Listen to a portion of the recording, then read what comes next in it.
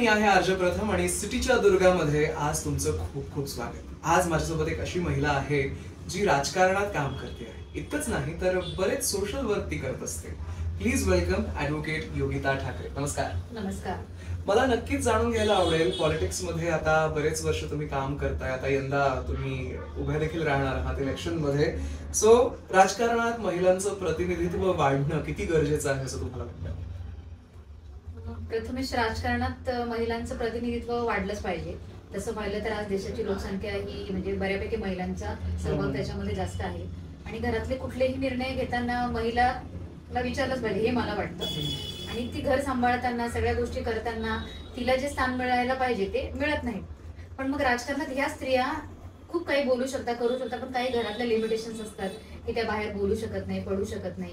पण राजकारणामध्ये जर स्त्रियांचा सहभाग वाढला तर जसा घरात ती घर घडवते तसं ती देश घडवू शकते आणि त्यामुळे राजकारणात नक्कीच त्यांचा सहभाग वाढला पाहिजे असं मला वाटतं। राजकारणामध्ये महिलांना कुठल्या अडचणींना सामोरे जावं लागतं?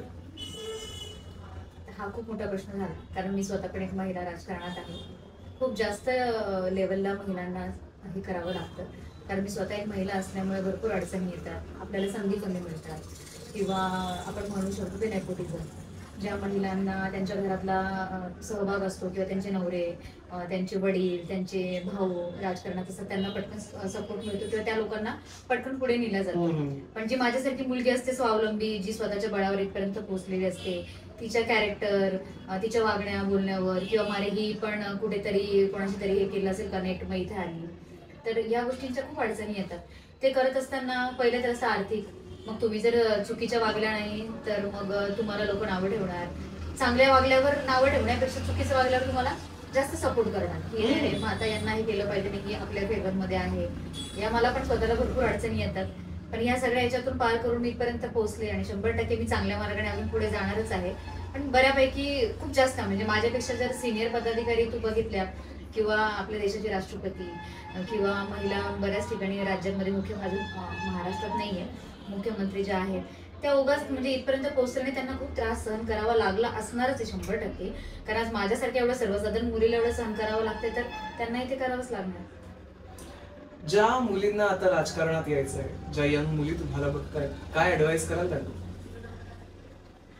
त्या मुलींना मी नवरात्रनिमित्त तर हे सांगेल की तुम्ही 9 दिवस एक नवीन ताकद निर्माण करा, तुम्हाला नव चैतन्य मिळेल। आणि मुलींनी मला जर काही आहेत मुली मोटिवेशन मानते की ताई आम्हाला तुझ्यासारखं करायचंय, तर सगळ्यात पहिले तर लोकांना घाबरणं सोडा, कारण हे खूप महत्वाचं आहे।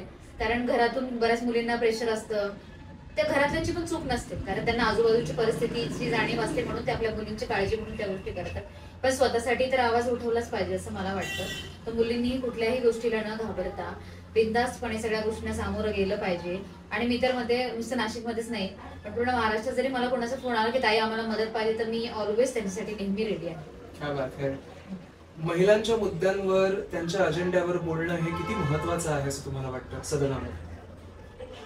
खूप जास्त आहे सदनामध्ये। मी तर बघते आता बऱ्याच गोष्टी बाकीच्या फालतू गोष्टींवर जास्त चर्चा होतात। महिला सक्षमीकरण त्यावर बोललं जातं किंवा महिलांचं आरोग्य त्यावर बोललं जातं, महिलांची सुरक्षा, मग तरीही आज का बरं महिलांवर बलात्कार होत आहे किंवा सक्षमीकरण आरोग्याच्या बाबतीत मी स्वतः सांगते, मी स्वतःच पटकन स्वतःची काळजी घेऊ शकत नाही।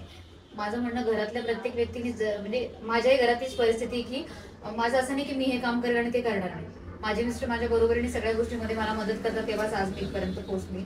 तर असं प्रत्येक घरात मुलीला जर समजून घेतलं तर ह्या गोष्टींवर आपल्याला जास्त चर्चा करायची वेळच येणार नाही।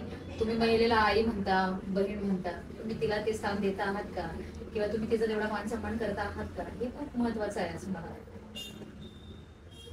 राजकारणात महिला याविषयी खूप सुंदर योगिताताई इथे बोललेल्या आहेत। खूप खूप धन्यवाद, तुम्ही आज सिटीच्या दुर्गामध्ये आल्यात आणि तुमच्या पुढील वाटचालीसाठी तुम्हाला सर्वप्रथम तर तू मला संधी दिली की काल माझा आवाज सगळीकडे पोहोचला आणि आज मी लोकांना त्या माध्यमातून मी तर अशी दिसतच असते, पण जेव्हा आपल्याला जेव्हा सगळे लोक बघत असतात आणि ऐकत असतात तेव्हा आपण काहीतरी चांगलं त्यांना दिलं पाहिजे असं मला वाटतं। आणि तुम्हा सर्वांना नवरात्रीच्या सगळ्यांना माझ्याकडून खूप शुभेच्छा आणि प्रथम तर तुला एकदम थँक्यू सो मच की मला ही संधी मिळाली। Always they. Well, thank you so much.